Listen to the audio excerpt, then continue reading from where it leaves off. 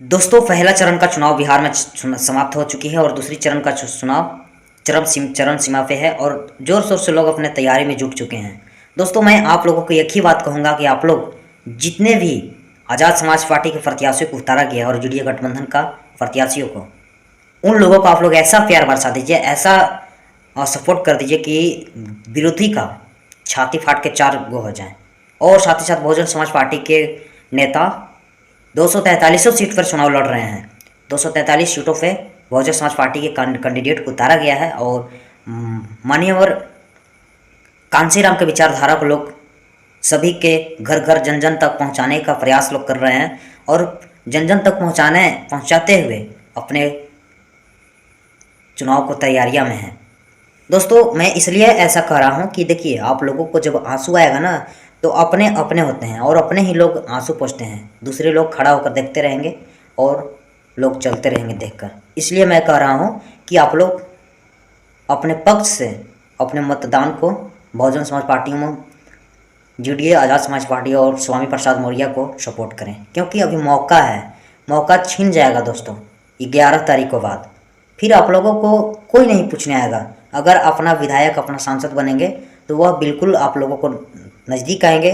जिस प्रकार से वह प्रचार प्रसार कर रहे हैं उसी प्रकार से कुछ समस्या होती है तो आप लोगों को नज़दीक आएंगे और वो लोग आपका आँख का आंसू पोंछने का प्रयास करेंगे।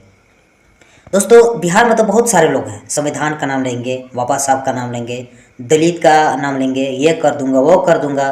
दोस्तों,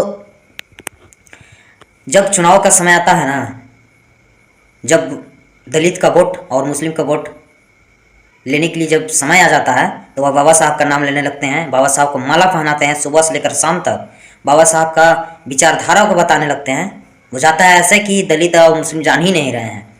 और उसी के साथ दोस्तों, समाज को बर्बाद करने वाले वैसे ही लोग हैं जो कि आज चुनाव के समय बाबा साहब का नाम लेंगे और माला पहनाएंगे, संविधान का नाम लेंगे, जय भीम का नाम लेंगे, नीला गमछा डालकर कंधा में चलेंगे और जब चुनाव खत्म हो जाएगा तो आपके पास दिखने तक नहीं आएंगे। अगर बाबा साहब का मूर्ति को भी तोड़ा जा रहा है, कोई बहुजन समाज के महापुरुषों को गाली दे रहा है तो बिल्कुल सोच समझ कर निर्णय लेता है और वो भी निर्णय लेता है, देखते रहता है और देखकर नज़रअंदाज कर देता है। दोस्तों, ऐसे ऐसे तो धरती पर लोग पैदा हुए हैं और बोलते हैं जय भीम और संविधान का नाम लेते हैं। तो ऐसे ऐसे को आप लोग जूता से मारिए आपके क्षेत्र में जाते हैं तो। और ऐसे ऐसे लोगों को, नाकामी प्रत्याशियों को और नाकामी नेताओं को सबक सिखाएं और सबक सिखाने का प्रयास कीजिए।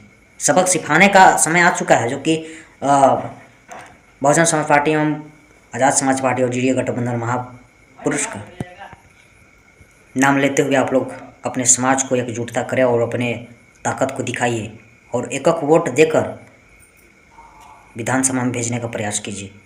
आज आप ही लोग पर आस और प्यास लगाकर आज मायावती, बहन कुमारी मायावती आप लोग क्षेत्र में आते हैं और भीम आर्मी आज़ाद समाज पार्टी के चीफ नगीना सांसद एडवोकेट चंद्रशेखर आजाद आते हैं आपके क्षेत्र में। इसलिए मैं आप लोगों को कह रहा हूँ कि आप लोग इस चीज़ को समझिए और सुनिए और